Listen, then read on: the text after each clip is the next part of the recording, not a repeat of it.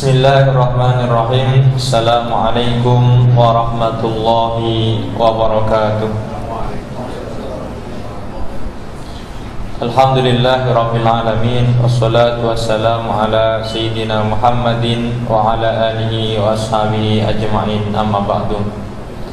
Bapak-bapak, ibu-ibu, para jamaah yang berbahagia, alhamdulillah pada kesempatan kali ini kita bisa melanjutkan kajian kita tentang kitab Ihya Ulumuddin karangan Imam Al-Ghazali. Pada kesempatan yang lalu kita sudah membahas apa yang disampaikan oleh Imam Al-Ghazali tentang 5 orang imam madhab fikih, yaitu Imam Syafi'i, Imam Maliki, Imam Hanafi, dan Imam Hambali juga serta Sufyan Ats-Tsauri, di mana beliau-beliau adalah pakar-pakar ulama di bidang fikih, akan tetapi juga ternyata imam-imam itu juga melakukan atau pakar-pakar di dalam ilmu akhirat, atau bisa dikatakan juga pakar atau pelaku-pelaku di dalam ilmu tasawuf. Bapak-bapak, ibu-ibu yang dirahmati Allah, kemudian wadalla saqauhu ala zuhdihi wa qillati hubbi dunya. Bentuk-bentuk orang yang zuhud itu bisa dilihat dari kedermawannya, kedermawanan. Jadi ulama-ulama dulu itu dermawan. Jadi kalau ada muridnya bawa duit, misalkan ngasih hadiah buat gurunya, kemudian ada lagi muridnya yang tidak punya duit, ya diputer saja. Jadi nggak seperti sekarang mungkin ya. Jadi kalau yang datang bawa hadiah diterima, kalau nggak bawa hadiah nggak diterima, kan gitu, enggak. Jadi kalau ulama-ulama dulu itu kalau yang datang ngasih hadiah diterima, nanti kalau ada lagi murid yang lain tidak punya dikasihkan. Jadi tetap muter gitu biasanya. Jadi dia itu hanya sekedar pengatur sirkulasi uang, akan tetapi bukan menjadi penimbun. Itu biasanya ulama-ulama dulu. Dan ini pernah saya temukan ya ketika saya belajar di Mesir itu, syekh-syekhnya itu seperti itu. Jadi syekh-syekh itu kita yang ketika datang kepada beliau, kita tuh dikasih saku. Jadi masya Allah ya, saking dermawan. Berbeda dengan kita mungkin belum sanggup seperti itu. Wallahu alam bagaimana beliaunya. Padahal seperti itulah. Mungkin Allah mengatur jalan rezekinya. Jadi kadang-kadang kita itu jadi malu. Jadi kita datang itu dikasih saku, Pak, untuk pulang. Lebih lah, untuk jajan lah kira-kira seperti itu. Bapak-bapak, ibu-ibu yang dirahmati Allah, dikatakan walaisa zuhdu faqdil mal. Tidaklah zuhud itu tidak punya harta. Wa innama zuhdu firaqul qalbi anhu, akan tetapi zuhud itu tidak terpautnya hati terhadap harta. Jadi ketika hati tidak terpaut kepada harta itu termasuk zuhud, Pak. Tidak terpaut itu bukan tidak mencari duit, ya tidak, Pak. Saya zuhud lah, saya tidak mau bekerja, bukan, itu bukan zuhud. Tidak terpaut itu ya kalau memang jatah saya ambil, akan tetapi ketika itu diambil orang, ya sudah, berarti jatahnya orang gitu kan. Biasanya kalau orang-orang zuhud itu nggak ada rasa sandal hilang, bingungnya kelebihan itu enggak. Jadi kalau orang zuhud, kalau mau latihan zuhud ya sudah. Kalau kita sudah jaga kok masih hilang, ya sudah, berarti bukan bagian kita. Kira-kira seperti itu. Bukan kemudian saya zuhud sajalah, mau diambil orang atau tidak, bukan. Itu namanya menelantarkan yang dititipkan. Jadi perbedaannya nanti akan dibahas di dalam Ihya ini pada juz yang keempat kalau nggak salah, tentang itu. Bapak-bapak, ibu-ibu yang dirahmati Allah, kemudian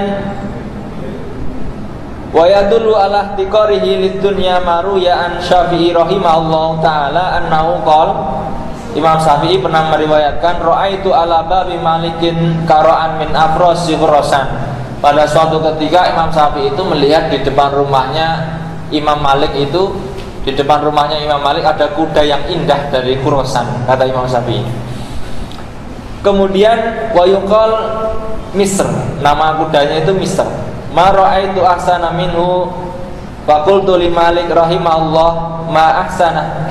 Kemudian Imam Syafi'i itu berkata kepada Imam Malik, wah kudanya bagus sekali Syekh, kira-kira seperti itu. Apa jawabnya Imam Malik?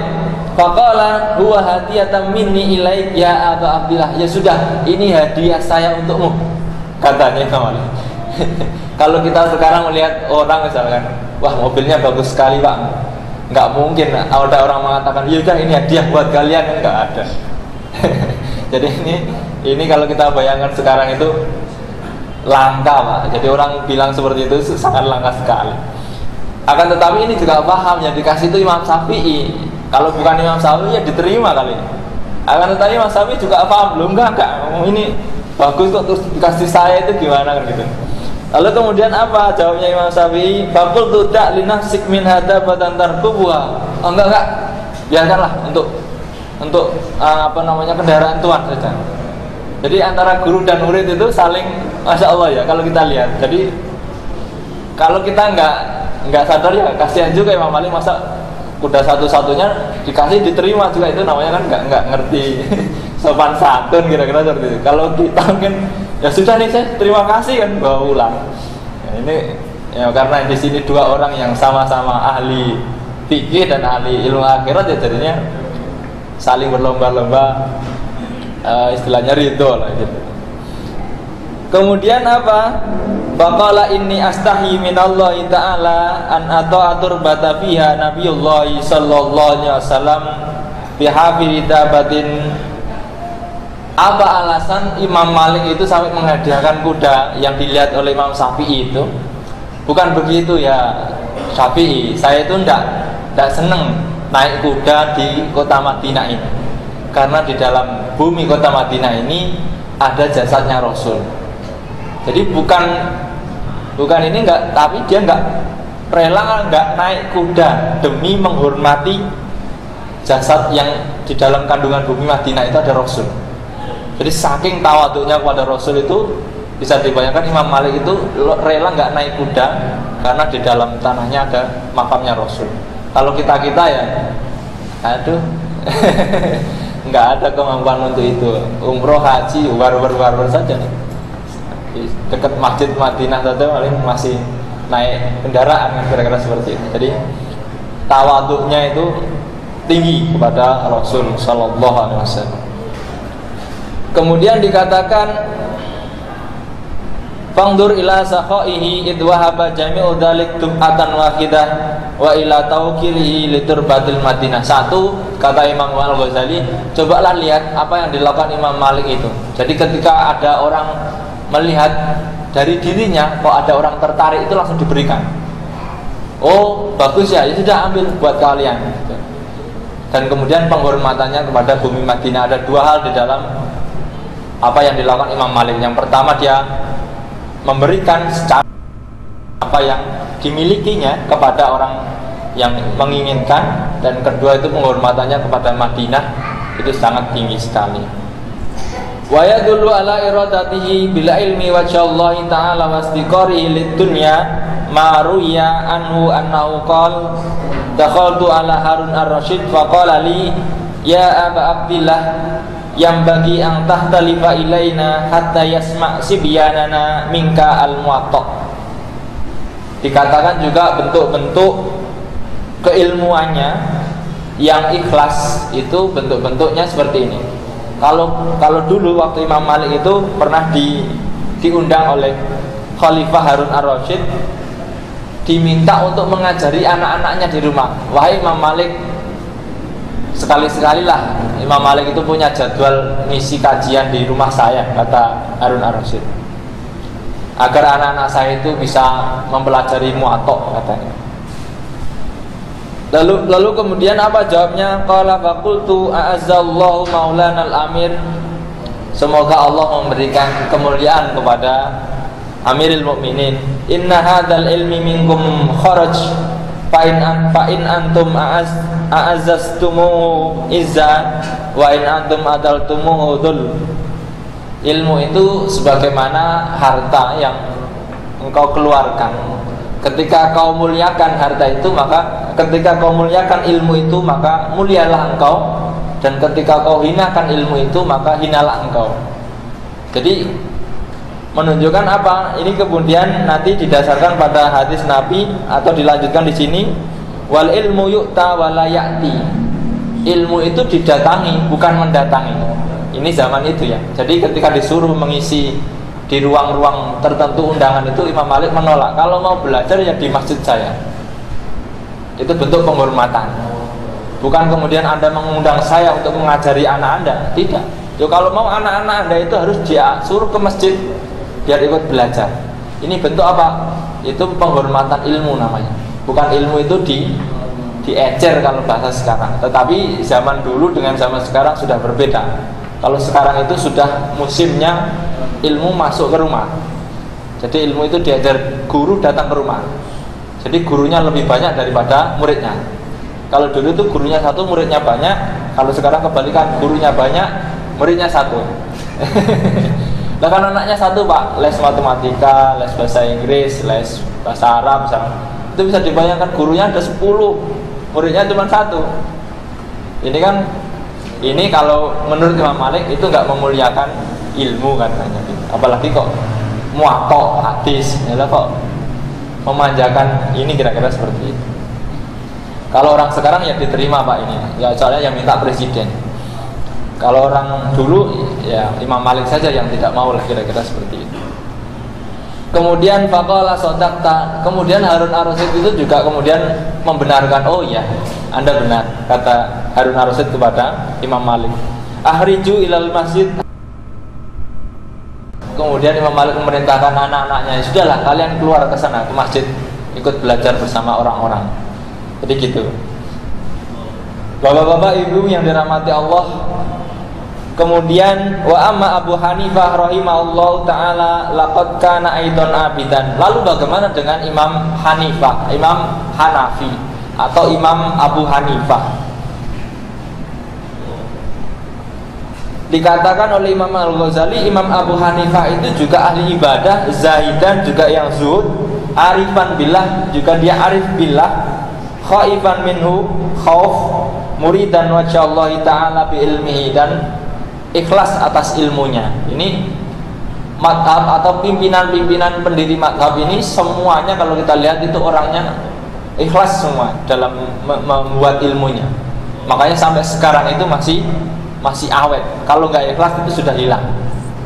Makanya kalau orang-orang sekarang mengarang buku kok bukan tujuannya karena Allah, ya paling setahun 2 tahun udah nggak laku pak. Berbeda dengan orang-orang dulu. Jadi karena Allah ya bagaimanapun kondisinya, ilmunya tetap dibaca oleh orang. Fa amma qaunuhu abidan fayurafu bima ruya anil Mubarak annahu qala kana Abu Hanifah rahimahullahu taala muru'atan wa kasratus shalah. Dikatakan oleh Ibnu Mubarak, Imam Abu Hanifah itu punya muru'ah yang tinggi dan banyak sholat malam katanya. Waruya Hamad bin Abi Sulaiman annahu kana yuhyil lail kullahu.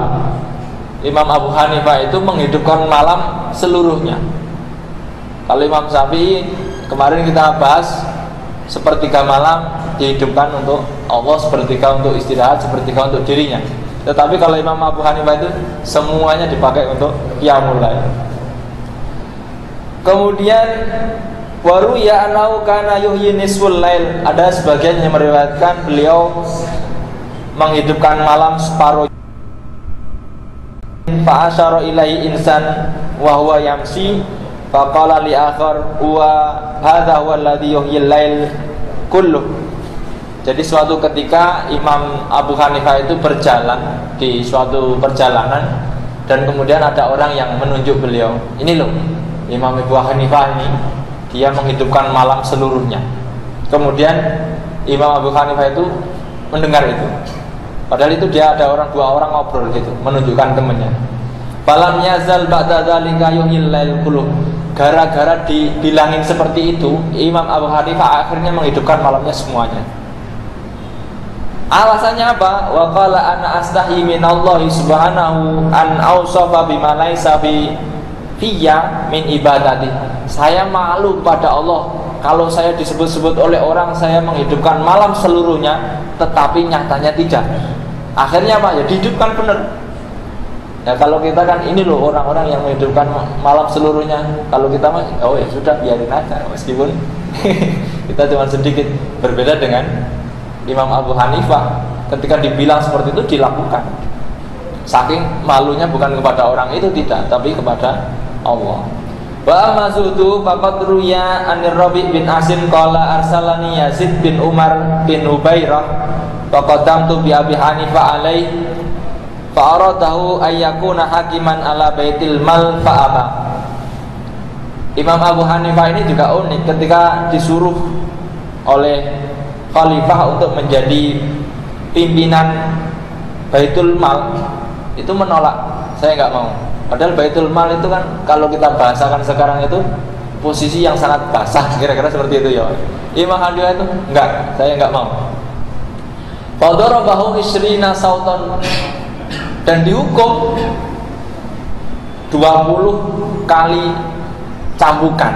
Loh, ini imam yang terkenal Pak, Masya Allah, tapi hidupnya ya sama penguasa itu dihukum, disuruh jadi pimpinan disuruh jadi menteri keuangan, nggak mau, lo dihukum Pak, zaman dulu itu. Ini kan ya gimana ya, nggak mau dihukum. Kalau sekarang kan kalau nggak mau yang lain sudah ngantri kan gitu, kira-kira seperti itu. Ini dihukum. Fangdur kaifa haraba minal wilayah wa tamalul adab.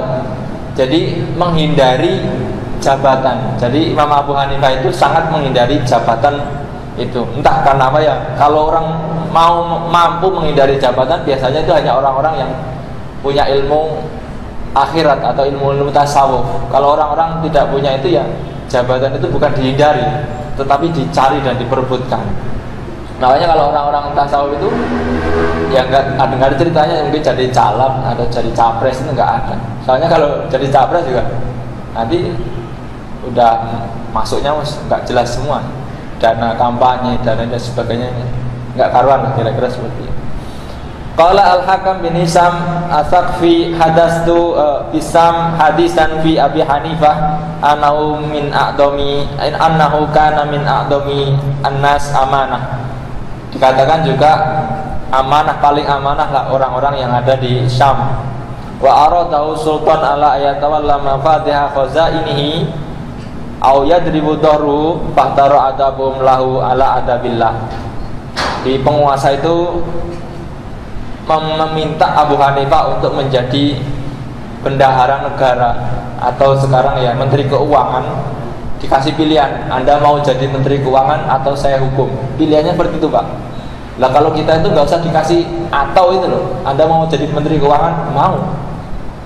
Nah kalau Imam Abu Hanifah itu kayak dipaksa, Anda mau jadi menteri keuangan atau dihukum. Malah pilih ya sudah hukum saja. Lah katanya begitu. Kalau kita kan kok dihukum, nggak dihukum aja siap kok, kira-kira seperti itu. Ini bentuk bahwa Imam Abu Hanifah itu sangat menjauhkan diri dari wilayah atau kekuasaan.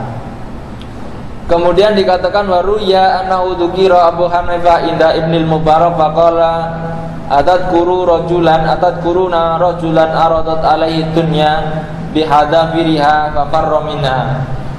Adakah, jadi ada orang yang menceritakan tentang Abu Hanifah, kemudian Ibnu Mubarak menimpali, apa kau pernah menyebutkan bahwa ada orang yang dikejar-kejar oleh harta dan kemewahan, tetapi dia malah lari?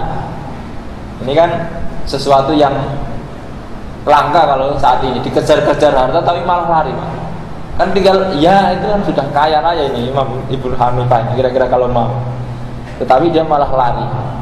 Waruya an Muhammad bin Suja an ba'di ashabihi Hanifah qad amara laka amiril mukminin Abu Ja'far al-Mansur bi asyrati alafi dirham.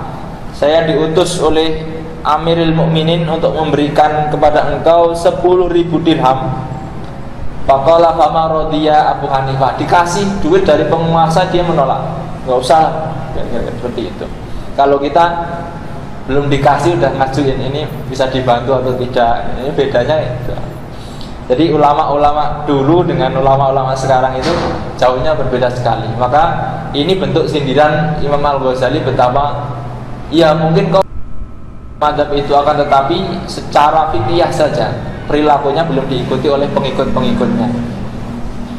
Kemudian falamma kana al-yaum alladzi tawaqqa ayyutiya bil mal fihi shalat subhu summa tasha bi saubi falam yatakallam. Jadi ada utusan, wahai Imam Abu Hanifah, engkau akan diberi sumbangan oleh seorang penguasa pada hari ini dan sekian. Dan saat tiba hari hanya sholat subuh, dia menyelimuti dirinya, Pak. Jadi sudahlah, nggak menyambut juga enggak, kira-kira dingin sambutannya. Bahkan nggak bicara. Jadi duit itu diantar ke rumah itu ya sudah. Oh, taruh pojok sana, udah, itu aja, nggak banyak omong. Kalau kita seperti itu kan nggak mungkin ya, Pak.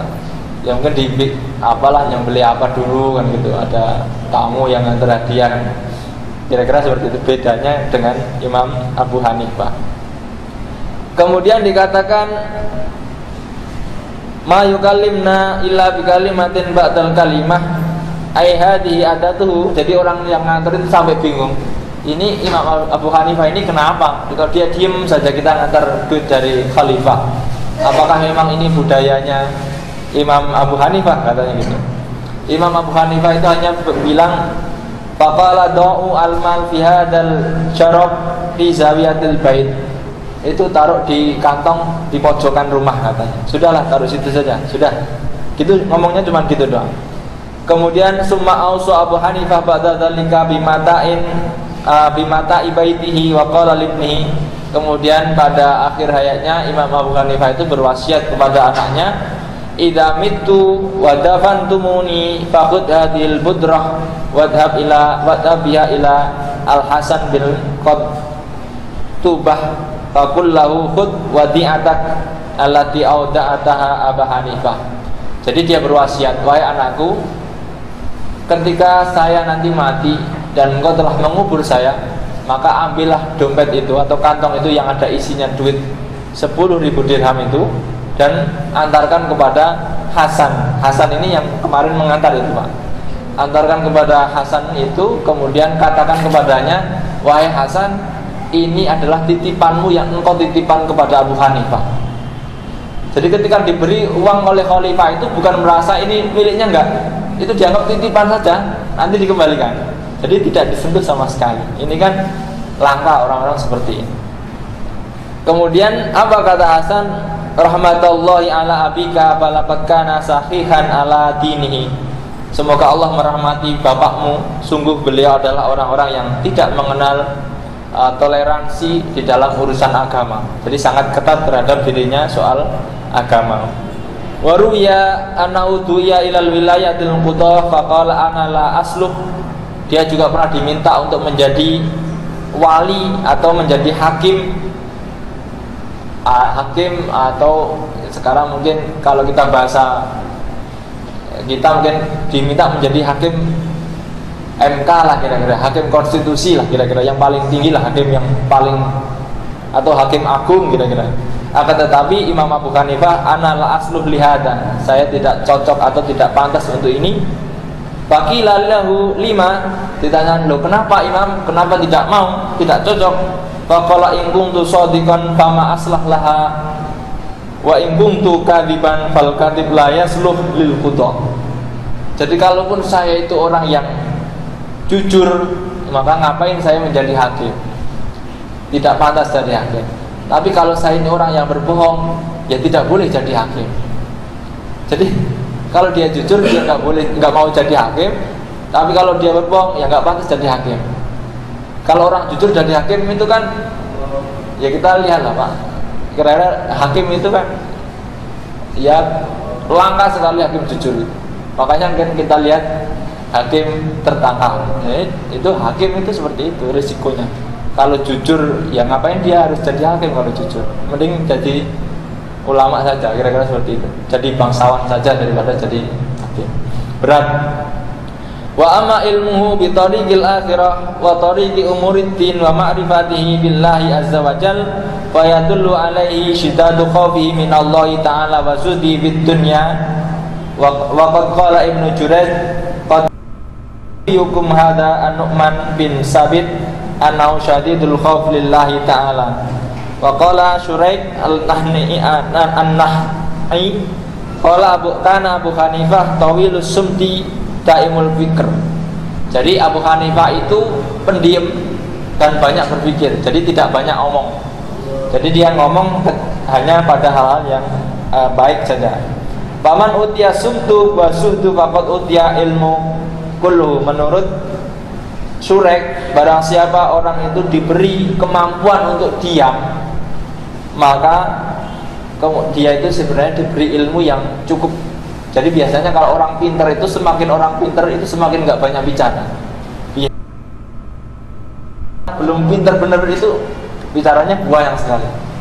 Biasanya kalau orang pintar itu biasanya nggak banyak bicara. Karena apa?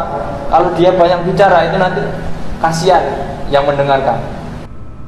Kecuali misalkan ditanya tentang hukum baru dijelaskan. Tapi kalau dia banyak bicara, nanti yang mendengar itu langsung merasakan hal-hal yang berat akhirnya. Karena kan ketika masalah semuanya diungkapkan, sementara orang itu tidak sama masalahnya, ya menjadi masalah yang baru. Itu dari Imam Abu Hanifah. Dikatakan oleh Imam Al-Ghazali, "Faman utiya sumtu bahadi nubta masalah sah." Jadi tiga imam ini, Imam Syafi'i, Imam Malik, dan Imam Abu Hanifah ini terbilang pengikutnya yang terbanyak.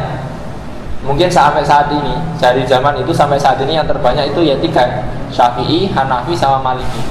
Adapun Imam Ahmad bin Hambal dan Sufyan Ats-Tsauri rahimahullah taala fa'ahuma aqal min itba'iha ula. Adapun Imam Hambali dan Imam Sufyan Ats-Tsauri itu pengikutnya tidak sebanyak tiga imam yang lalu. Akan tetapi walakin istiharuhuma bil wara' wa syuhdi adhar. Akan tetapi Imam Ahmad bin Hambal dan Sufyan Ats-Tsauri ini juga ulama-ulama yang wirainya sudah terkenal di dunia.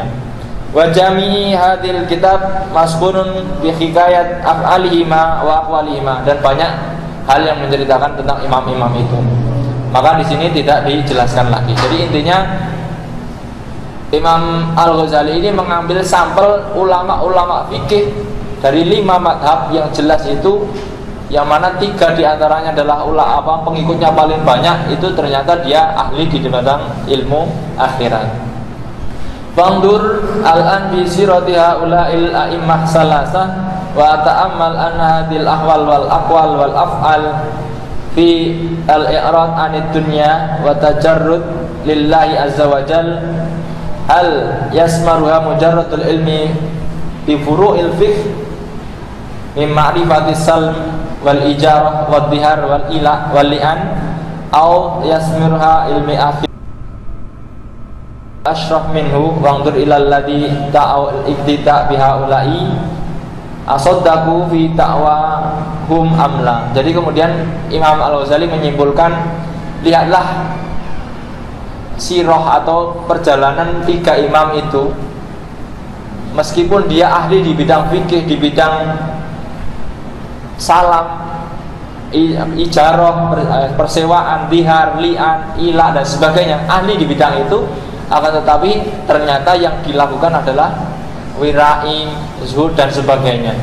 Nah, kemudian Imam Al-Ghazali menulis di akhir catatannya ini, coba sekarang lihatlah kepada orang-orang yang mengaku mengikuti imam-imam itu, adakah mereka itu benar-benar mengikuti secara totalitas atau tidak. Jadi kalau ada orang-orang yang mengaku saya ini pengikut Imam Syafi'i, mungkin ulama-ulama yang menjadi sudah apakah dia sudah mampu? Nah, itu tinggal dilihat. Kalau dia mampu seperti Imam Syafi'i, Imam Hanafi, dan Imam Maliki, itu insya Allah akan menjadi ulama-ulama yang baik, berkualitas, dan mungkin aman untuk kita ikuti. Jadi ulama-ulama yang tidak tergiur dengan zaman itu insya Allah ulama-ulama yang masih soleh atau masih bisa diikuti. Kalau ulama-ulama sudah mengikuti kekuasaan, ya barangkali yaitu termasuk ikhtiarnya. Akan tetapi barangkali perubahan zaman juga mungkin jadi alasan agar sebagian ulama itu juga mungkin perlu ikut masuk di gedung DPR atau bagaimana. Bapak-bapak, ibu-ibu yang dirahmati Allah, itu apa yang dapat saya sampaikan dari kitab Ihya Ulumuddin bab kedua tentang beberapa imam yang dikategorikan menjadi imam ahli fikih, akan tetapi secara otomatis dalam kesehariannya imam-imam itu ternyata juga ahli tasawuf atau dibilangnya sufi lah kira-kira, akan tetapi bukan sufi yang dia sufi dan kemudian dia ahli fikih. Bapak-bapak, ibu-ibu yang dirahmati Allah, saya kira demikian, saya cukupkan, akan kita lanjutkan pada kesempatan yang akan datang. Kurang lebihnya mohon maaf. Wal afu minkum billahi taufiq wal hidayah. Wassalamualaikum warahmatullahi wabarakatuh.